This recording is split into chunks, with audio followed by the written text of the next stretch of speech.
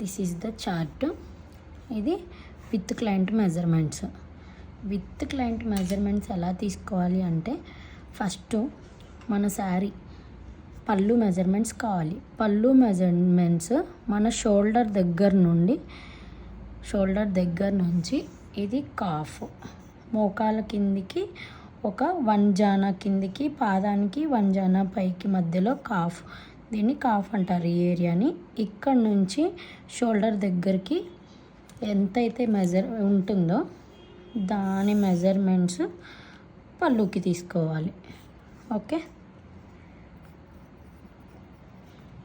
ఇది first one. దీంట్లోనే second one వచ్చేసి నెక్. ఇది షోల్డర్ దగ్గర నుంచి ఇక్కడ నుంచి రౌండ్ ఇలా, ఇది థై వరకు. ఓకే, ఇది సెకండ్ వన్. నెక్ షోల్డర్ దగ్గర నుంచి ఇలా రౌండ్గా మనకి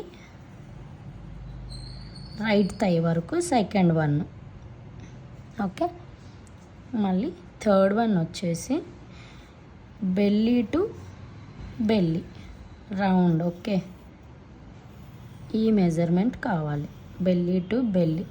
దీన్ని హిప్ మెజర్మెంట్స్ అంటారు. ఇది థర్డ్ వన్. ఓకే.